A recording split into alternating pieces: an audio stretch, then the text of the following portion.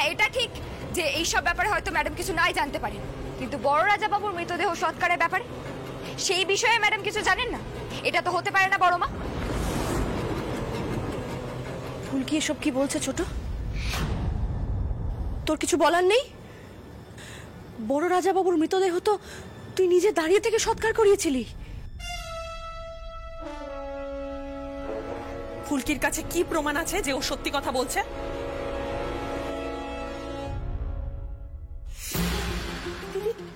তুমি ওর কথা কেন বিশ্বাস করছো আমি বুঝতে পারছি না।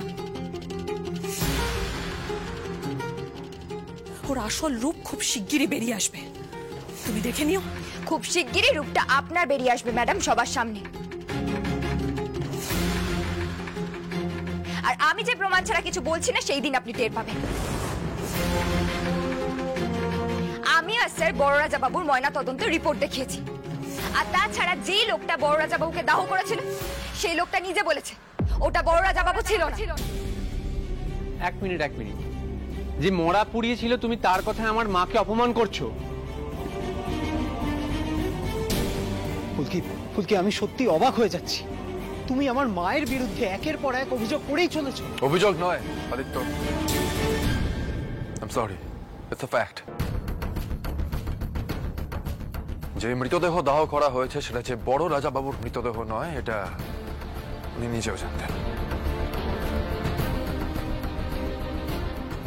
আর যেটাকে দুর্ঘটনা বলে ফেমাস করা হয়েছিল সেই দুর্ঘটনা আসলে কোনো অ্যাক্সিডেন্ট নয়, ইট ওয়াজ আ প্ল্যান্ড মার্ডার।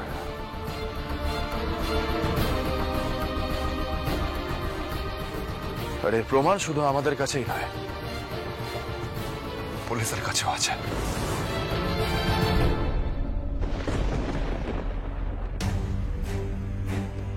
তো ভাবতেও পারছি না ছোট,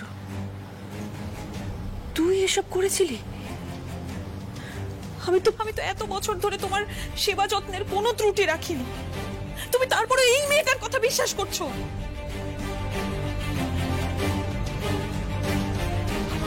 বিশ্বাসটা ধরে রাখতেই হবে। এই মেয়েটাকে যত তাড়াতাড়ি সম্ভব এই দুনিয়া থেকে সরাতে হবে।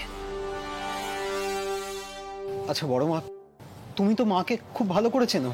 কেউ না দেখুক অন্তত আমরা দেখেছি। আমাদের যত না যত্ন করেছে মা, তার থেকে অনেক বেশি খেয়াল তোমার রেখেছে। তুমি তো সবকিছু জানো বড় মা। আচ্ছা তুমি নিজেই দেখো মা কিরম করে তোমার দিকে তাকিয়ে আছে। বড় মা, আমরা তো দিব্যি ছিলাম বলো, তাই না? একটা কোথাকার কে মেয়ে এসে আমাদের সব সম্পর্ক নষ্ট করে দেবে?